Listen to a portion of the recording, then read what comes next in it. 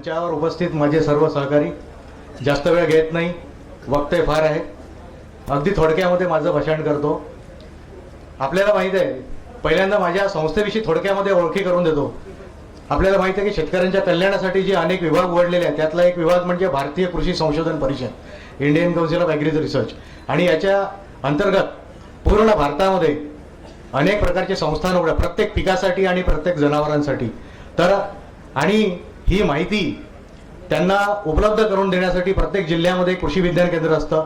अशाच प्रकारचं कृषी विज्ञान केंद्र वर्धा रोडला केंद्रीय कापूस संशोधन संस्था मिहान ब्रिज जो आहे, त्या ठिकाणी मी प्रमुख शास्त्रज्ञ म्हणून काम करतो, तिथला पब्लिक रिलेशन ऑफिसर म्हणून काम करतो. अधिक वेळ न घेता सरळ आपल्या विषयाला हात घालतो, कारण की माहिती अत्यंत प्रचंड आहे. मागच्या 27 वर्षात जे शिकलो ते तुमच्यासमोर आज मी मांडणार आहे. क्या हो गया?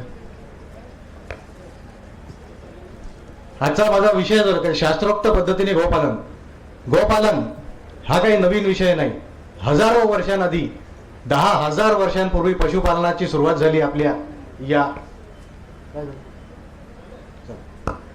10,000 वर्षांपूर्वी सुरुवात झाली. याचा इतिहास अत्यंत पुरातन असा आहे. आता समोरच्या स्लाइड्स मध्ये हळूहळू येत आहे. तर नेक्स्ट करा, नेक्स्ट करा. आपण बघाल की गोपालन हा शेतीला अनुरूप असा व्यवसाय आहे. सगळ्यांना माहीत आहे, शेतातली जी उत्पादन आहे ती सगळी पशुखाद्य म्हणून उपयोग करतात. शेतीसाठी खत मिळतं, शेणमूत्र चांगलं सेंद्रिय खत म्हणून उपयोग करते. आताच मगाशी साहेबांनी सांगितलं की आपल्या 10 वर्ष आधी आम्ही एक आत्मेच्या अंतर्गत आम्ही एक सर्वेक्षण घेतलं आणि आम्हाला आढळलं की नागपूर जिल्ह्यातल्या सगळ्या पिकांची उत्पादकता म्हणजे एका एकराला जेवढं ते सगळ्या पिकांचं कमी झालेलं आहे. आणि याचं सगळ्यात प्रमुख कारण आम्हाला आढळलं की सेंद्रिय पदार्थांचा जमिनीमध्ये कमतरता झालेली आहे. आणि हे जे म्हणजे जर आपण रोज नुसत्या पुरणपोळ्या खाल्ल्या तर नक्की आजारी पडू. फक्त NPKच आपण लोक टाकत आहोत, परंतु जे नत्र, स्फुरद, पालाश आणि हे जे सगळ्या प्रकारचे 16 प्रकारचे सूक्ष्म अन्नद्रव्य त्याचं एक स्त्रोत म्हणजे सेंद्रिय खत. आणि सेंद्रिय खताचं एक स्त्रोत म्हणजे आपलं शेणखत. दूध मिळतं, शेतीसाठी आवश्यक बैल मिळतात आणि सौम्य दुष्काळात पण असे उपयोगी असे पडतात. गाव में अग्रत संतू, गाव में संतू पृष्ठता, गाव में हृदय नित गज, गावामध्ये वसाम्यहम. म्हणजे गाई माझ्या पुढे राहो, गाई माझ्या मागे राहो, मी गायीच्या हृदयात राहील आणि मी गायीच्या कपात वास करण्याचा अर्थ आहे. म्हणजे त्या ऋषीमुनींनी सुद्धा याला अनन्यसाधारण महत्व दिलेलं आहे. आपल्या दत्तगुरुजीची तसबीर घेतली तर त्यामध्ये पण आपल्याला हे गायी दिसतील. श्रीकृष्ण समोर आपल्या ज्या मोहेंजोदडो आणि हरप्पा या ज्या काळाच्या घरामध्ये गडप झालेल्या ज्या संस्कृती आहे त्यामध्ये पण अशा प्रकारच्या मोठ्या वशिंड आणि अशा प्रकारच्या आपल्याला मुद्रा सापडल्या. म्हणजे अशा प्रकारचे भरपूर जनावर, दूध देणारे जनावर त्यावेळेला उपस्थित होते. आता मी मगाशी त्याच्या इंटरनेटवर बघत होतो तर आपल्या देशामध्ये गीर जातीचे जनावर आहे आणि त्यांच्याकडे 65 लिटर एका दिवसाला दूध देतात. आणि आपण माझी सहमत व्हाल की आपल्या देशातली जी जनावरांची उत्पादकता म्हणजे एका दिवशी दूध देण्याची क्षमता फक्त 2 ते 3 लिटर एवढी आहे. ही आपली अवस्था का झाली? समोरचं ही आपली अवस्था का झाली? कारण की आता बघा, गाय म्हणजे हिंदू संस्कृती गोमाता, गायीमध्ये 33 कोटी देवांचा वास असतो म्हणे अशी मान्यता आहे. परंतु आज जर आपण खऱ्या अर्थी गायीची पूजा करतो का, याचं उत्तर नाही आहे. सगळं मागच्या 27 वर्षात जम्मू काश्मीर पासून कन्याकुमारी पर्यंत या अखिल भारतीय कृषी संस्था भारतात फिरलो आणि मला आढळलं की त्यांना चिखलात आणि उन्हामध्ये आणि पावसात ठेवतो. आणि आपण जर त्यांच्याकडून अपेक्षा केली की ते म्हणजे आपल्याला म्हणजे उत्पादन देतील तर हे अशक्य आहे. आज इथे डिसेंबरचा महिना सुरू आहे आणि पंखे सुरू आहे आणि जेव्हा उष्णतामान वाढते तेव्हा दूध उत्पादन कमी होते. हे आपल्याला सांगायची गरज नाही. पुढे आपल्या महाभारतात पण सहदेव हा घोड्यांचा तज्ज्ञ होता आणि जुन्या काळी ऋषीमुनींच्या पदरी पण गोशाळा असत होत्या आणि त्या गायींची सेवा. राजपुत्र जरी असला तरी त्याला त्या आश्रमात राहून त्याची सगळी गायीच्या शेण कांड्यापासून सगळं काम करत होते. परंतु त्यांची गोसेवा ही आपल्या हातातून कमी होत आहे. नेक्स्ट.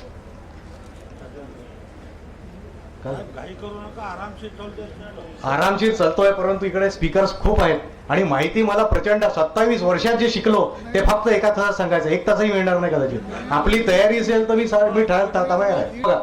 आता बघा, आपल्याकडे मुख्यतः पूर्ण 99% शेतकरी हा पारंपरिक पद्धतीने दुग्ध व्यवसाय करतात. या चित्रामध्ये बघताय की एक शेतकरी आपल्या गायी घेऊन जातोय बस.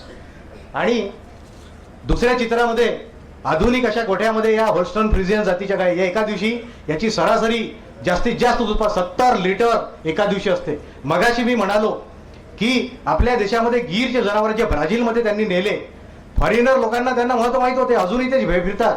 एका आणखी 15 वर्षाआधी मी जेव्हा राजस्थानमध्ये आमचं उंटांचं संशोधन केंद्र आहे जोरबीर बिकानेरला, त्या ठिकाणी 90 मध्ये गेलो होतो, तर तिथे सुद्धा येऊन ते बघत असतात की काय चालू आहे इथे, आणि ते बरोबर जे चांगल्या वस्तू आहेत त्या बरोबर उचलून घेऊन जातात आणि त्या मेंटेन करतात.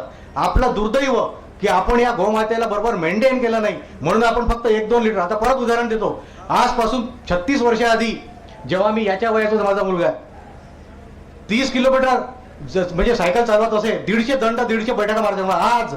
पण सायकल सुरू, तेव्हा सायकल होती, आता गाड्या सुरू झाल्या, तर गाड्या सुरू माझी कॅपॅसिटी कमी झाली, मी आता फक्त 5 किलोमीटर चालू शकतो. म्हणजे या जनावरांची कॅपॅसिटी जी आहे ती उन्हात पावसात चिखलात ठेवल्यामुळे पिढ्या मागच्या 1000-2000 वर्ष ठेवल्यामुळे कार्यक्षमता कमी झालेली आहे, आणि म्हणून आपली ही अवस्था झालेली आहे, आणि म्हणून आपल्याकडे ही आत्महत्येची पाळी आलेली आहे पुढे जाऊन. परंतु आत्महत्या करायची गरज नाही.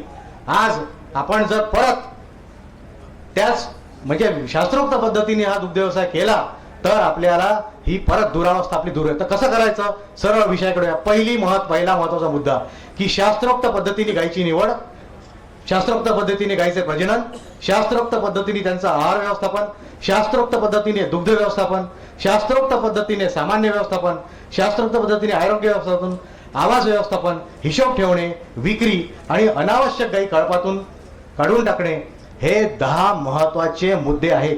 पहिली महत्वाचा मुद्दा की शास्त्रोक्त पद्धतीने गायीची निवड. कोणतीही माती निवडावी तर जास्त दूध देणार. जसं शेतीमध्ये आपण जास्तीत जास्त दूध देणारा, आपण जास्तीत जास्त उत्पादन देणारी जात आपण पेटीसारखी निवडतो, तशी याच्यामध्ये जास्तीत जास्त दूध देणारी मादी निवडायची. 1-1 लिटर दूध देणारी 20 जनावरं पाळण्यापेक्षा 20 लिटर दूध देणारी एकच गाय पाळावी. इथून 20 किलोमीटर अंतरावर दहिली नावाचं गाव आहे, तिथे हिवरे नावाचा आमचा शेतकरी आहे, त्यांनी फक्त 18 लिटर देणाऱ्या फक्त 2 गायी पाळल्या. 2 गायी ठेवायला जागा कमी, चारा कमी, आणखी सर्वच कमी, आणि उत्पादन जास्त. असं आपला म्हणजे हे ब्रीद पाहिजे. चांगल्या वर्णित जातीची, उदाहरणार्थ देशी वर्णी. आपल्या देशामध्ये जैव विविधतेने अत्यंत समृद्ध असा देश आहे. 26 जातीच्या गोवंश आपल्या देशामध्ये आहे. आता त्यातले महत्वाचे लाल सिंधी, ही सिंध प्रांतातली जात आहे. थारपारकर राजस्थानची जात आहे. गीर जे आपलं जो फॉरेस्ट आहे गुजरातमध्ये, तिथली जात आहे. साहिवाल ही ज्या वेळेला हा पाकिस्तान आणि भारत एक होता तिकडच्या साहिवाल प्रांतातली आहे. परंतु या जाती आपल्या उत्तर भारतामध्ये अजूनही आढळतात, आणि उत्तर भारतामध्ये दिल्लीपासून 125 किलोमीटर लांब राष्ट्रीय डेअरी संशोधन संस्था आहे. जशी आपल्याकडे कापूस संशोधन संस्था आहे आमच्याकडे, तर फक्त डेअरीच्या जनावरांवर त्या ठिकाणी संशोधन होते. ज्या ठिकाणी 1995 ते 98 दरम्यान तिथून मी डॉक्टर तोमर तिथले जे डायरेक्ट त्यांच्या अंतर्गत मी डॉक्टरेट केली. आणि आणखी दुसरे पण संकरित जर जनावर आपल्या पाळायचे झाले तर जर्सी किंवा संकरित होल्स्टन फ्रिजियन. तर या ठिकाणी सांगायचं म्हणजे जर पुण्यासारख्या वातावरणात जिथे 42 डिग्री सेंटीग्रेडच्या वर तापमान जात नाही, त्या ठिकाणी होल्स्टन फ्रिजियनच्या गायी व्यवस्थित उत्पादन देतात. परंतु आपल्या या उष्णकटिबंधीय महाराष्ट्रामध्ये आणि विदर्भामध्ये आपल्याला मात्र संकरित जर्सी पाळावी लागेल, आणि ती सशक्त पाहिजे, निरोगी पाहिजे, चमकदार कातडी पाहिजे, त्रिकोणी आकार पाहिजे, म्हणजे त्याच्यामध्ये जास्त चारा सामावून घेण्याची क्षमता पाहिजे. अशा प्रकारचे जनावरं आपल्याला पाळायला पाहिजे. नेक्स्ट,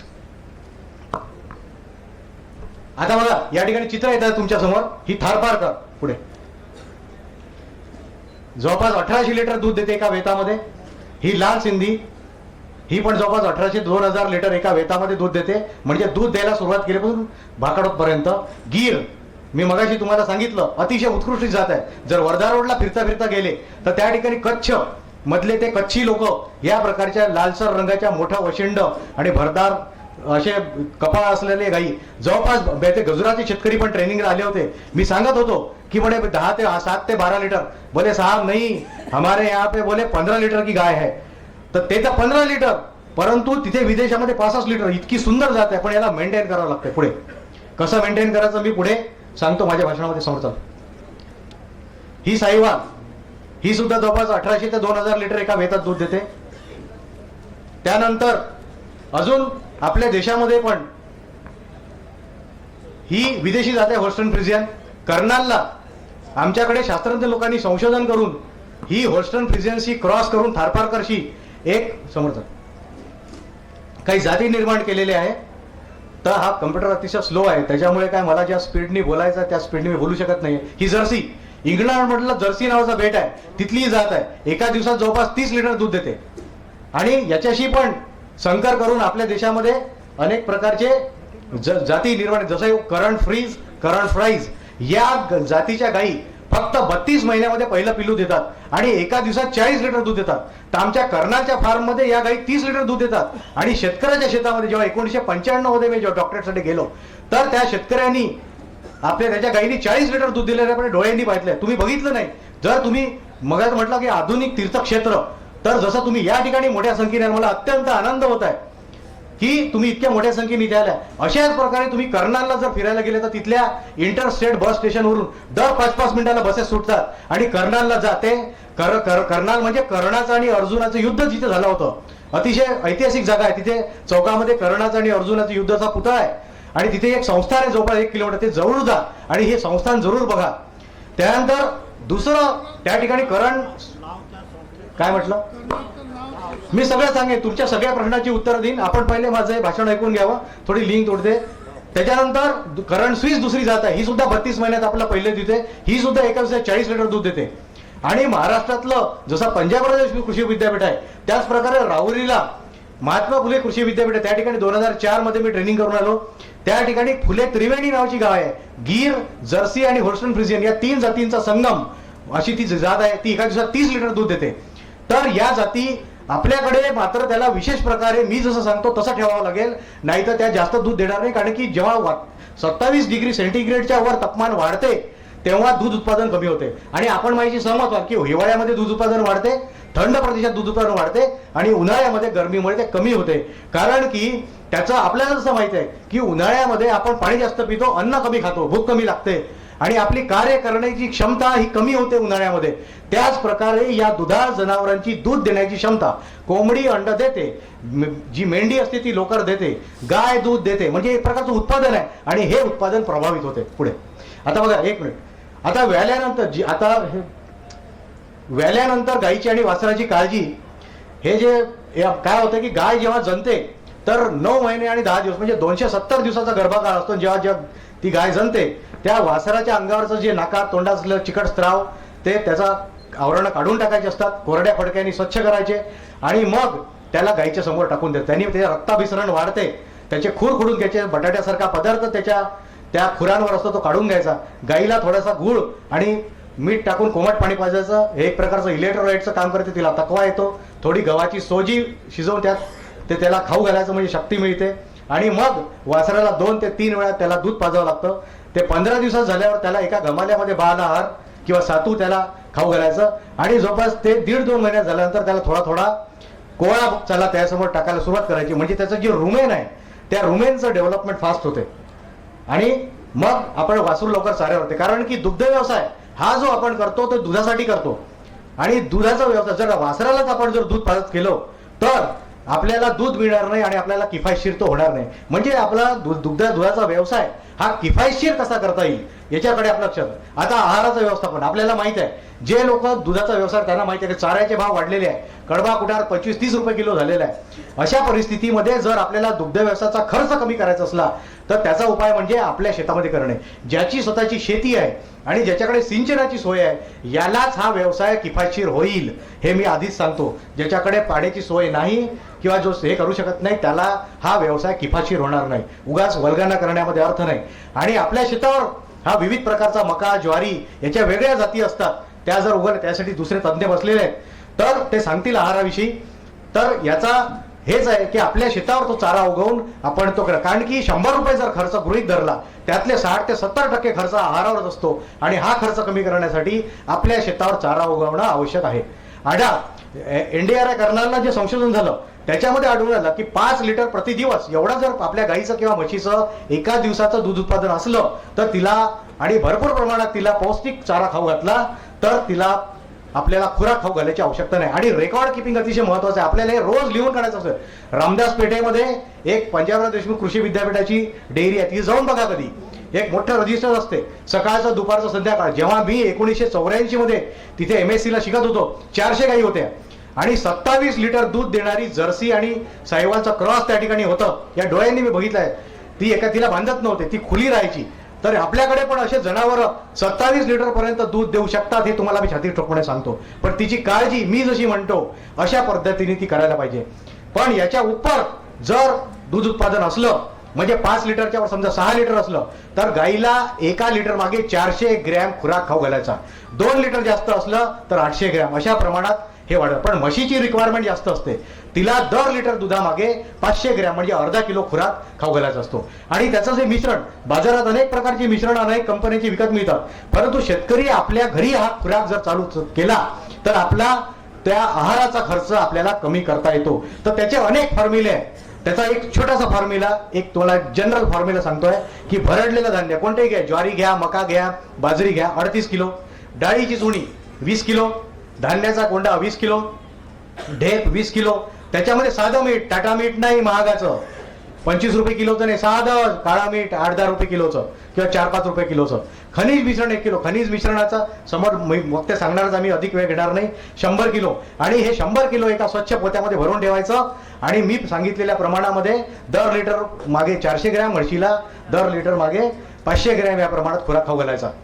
आता बघा NDRI करणारला मुक्त गोठा पद्धत, आता जे नवीन संशोधन झालंय त्याच्यामध्ये, कारण बघा आपण स्वतः माकड होतो आणि हे जनावर सगळे जंगली होते. आजही जंगली जनावर तुम्ही सिवनीच्या जंगलाचा बायसन, जंगली बायसन अजूनही सापडती.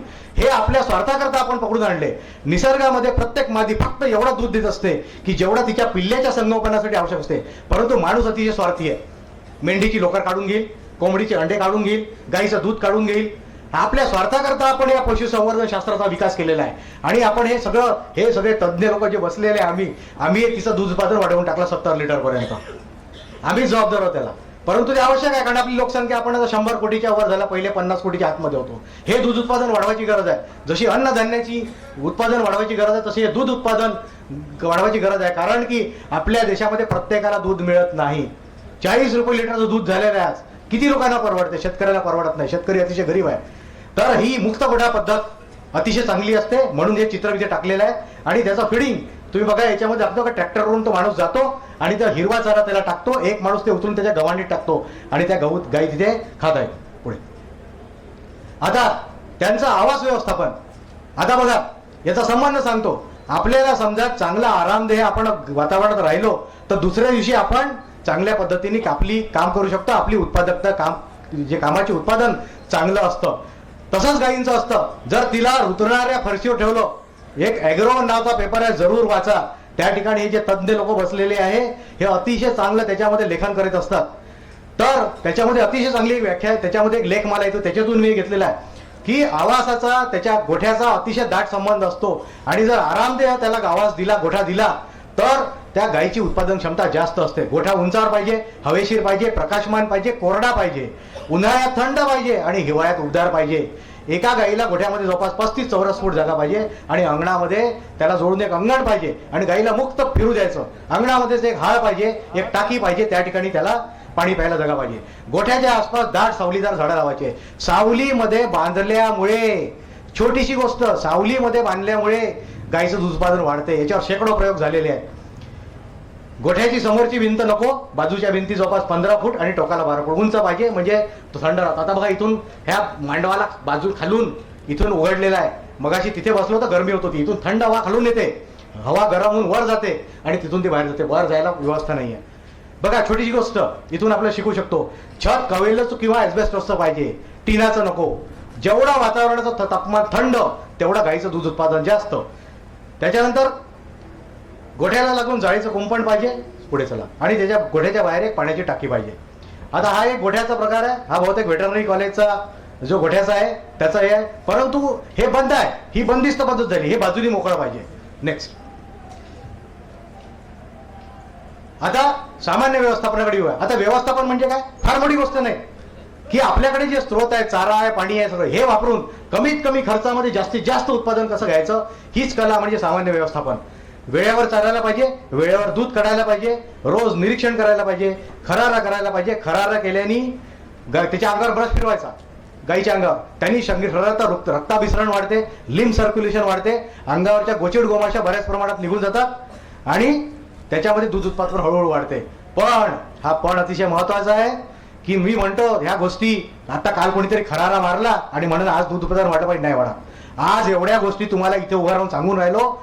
इथे जेव्हा 15 वर्षाची डॉक्टर माईंनी मला आणलं राजस्थानमधून, फक्त 20 शेतकऱ्यांसमोर तर बोलू शकलो नव्हतो. आज इथे 1000 शेतकऱ्यापर्यंत बोलायची येत आहे, कारण की शिकलो, अभ्यास केला, हजारो वक्त्यांचे असे भाषण ऐकले आणि हे सगळे गोळा करून तुमच्या समोर मांडतोय.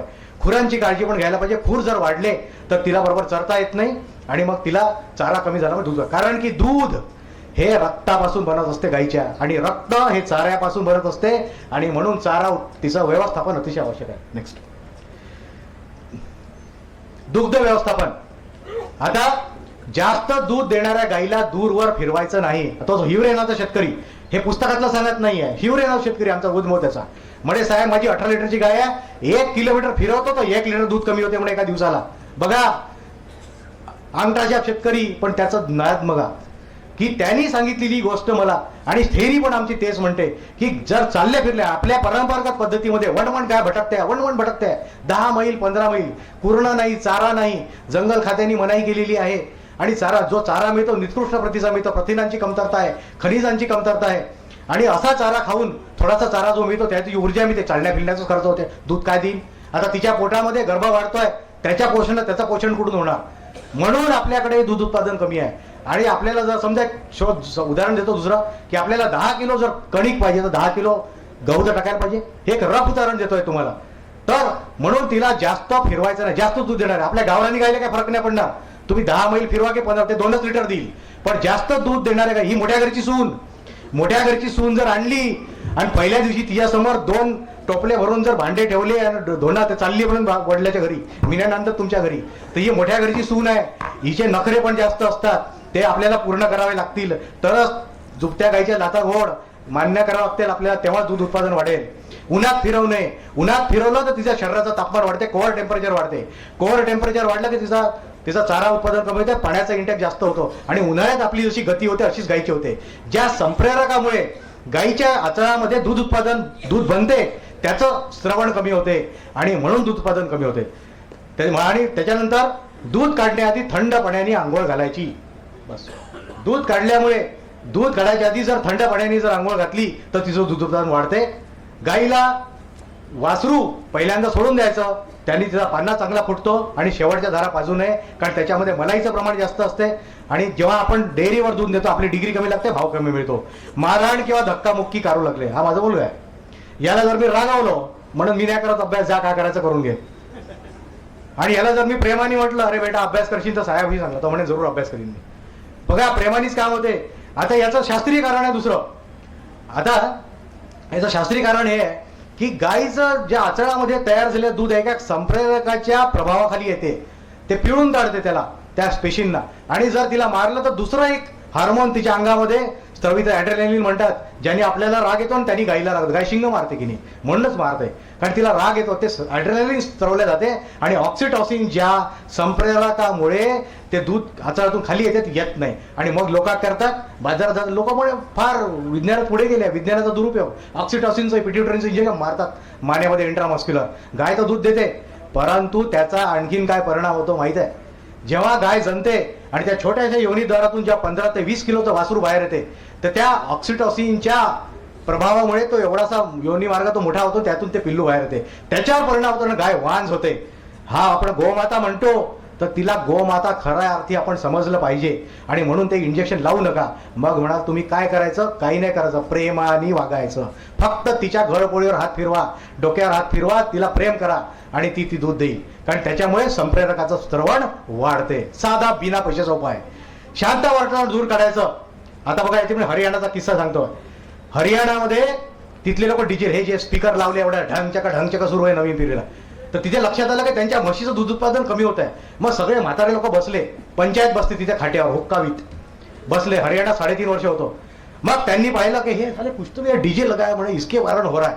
बस त्यांनी फतवा काढला की जो कोणी डीजे लावाल त्याला 11,000 रुपये दंड, पुन्हा लावाल तर 21,000 दंड, आणि पुन्हा लावाल तर 31,000 दंड. आता कोण दिली, बंद केला. जसा डीजे बंद केला 2-4 दिवसात म्हशींचं दूध उत्पादन पुन्हा तसा. याचा अर्थ जर गाय घाबरली, गाईला तर त्याचा म्हणजे होते पूर्ण हाताने दूध काढायचं. त्यानंतर आता एक परत बस 2 मिनिटाचा पूर्ण हाताने दूध काढायचं. कारण की माझे डॉक्टर तोमर गुरु IVR ला बदली झाली, गेले पांढऱ्या कारमधून उतरले. त्यांना विचारलं डोळ्यांना, क्या रे भाई दूध निकाल दिया क्या? हा साहब निकाल दिया बोले. ऐसा क्या बोले? काढल्या बाया, बसले का म्हशी खाली, 200 ml दूध निघालं. दुसऱ्या म्हशी खाली बसले, 1 पाव दूध निघालं. इथे तर 400 म्हशी बांधलेल्या आहे. एका म्हशीचं एका दिवशी एका वेळेला 1 पाव दूध कमी दोहलं तर किती दुधाचं नुकसान झालं एका दिवशी बघा. म्हणून हा दूध जेव्हापर्यंत आचळातून पूर्ण येत नाही बाहेर, तेव्हापर्यंत पूर्ण दूध बाहेर काढायचं आणि अंगठा लावून दूध काढायचं. एक छोटासा किस्सा, मुंबईला गेलो, माझ्या बाजूला एक माणूस बसला होता, त्याच्या इथे फोड झाला होता.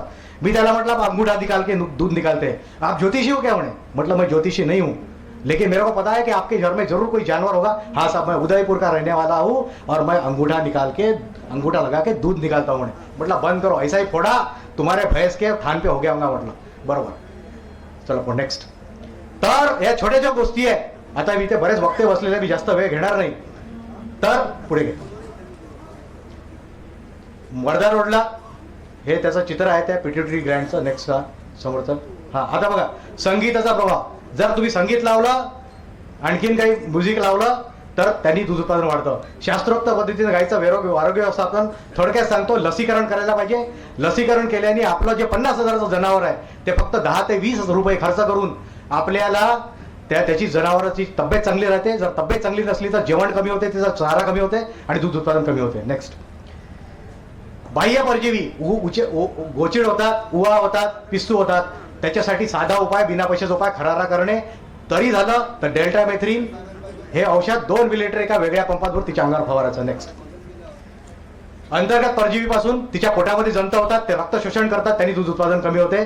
त्यासाठी पानाकूर किंवा अल्बेंडाझोल या प्रकारचं कोणतेही औषध दर 3 महिन्यात त्याला पाजायचं. नेक्स्ट. हिशोब ठेवायचा. हिशोब ठेवल्याशिवाय दुधाचा व्यवसाय फायद्यात चालला की तोट्यात चाललाय कळत नाही. नेक्स्ट. आणि जास्तीत जास्त लाभ मिळवायसाठी काय करायचं तर प्रसंस्करित पदार्थ बनवण्याने जास्त फायदा होतो. नराचं खच्चीकरण करून बैल बनवून विकू शकते. आता आम्ही आमच्या ऑफिससाठी 2-2 लाखाच्या CICR साठी जोड्या विकत घेतल्या. शेणखत बनवून विकू शकतो, गांडूळ खत करून विकू शकतो. नेक्स्ट. प्रत्यक्ष भेटीसाठी माझा पत्ता आहे. माझा फोन नंबर 9850347022. या ठिकाणी आपण आम्हाला संपर्क. नेक्स्ट. माझा 27 वर्षाचा अनुभव या पुस्तकात मी ओतलेला आहे. हो, मोबाईल नंबर माझा 9850347022. माझा पूर्ण 27 वर्षाचा अनुभव या पुस्तकामध्ये ओतलेला आहे. 2 पुस्तकं आहेत माझे. ज्या कोणाची इच्छा असेल नंतर माझी संपर्क करू शकता. इथे बरेच वक्ते आहे, त्या ठिकाणी मी त्याचा वेळ घेत नाही. मला इथे बोलवलं डॉक्टर सुनील रोकडे. मी सांगतो, बाहेर सांगतो, बाकीच्या वक्त्यांना बराच वेळ द्यायचा आहे. तर मला इथे आयोजकांनी बोलवलं, मी यांचा अत्यंत मनापासून धन्यवाद करतो.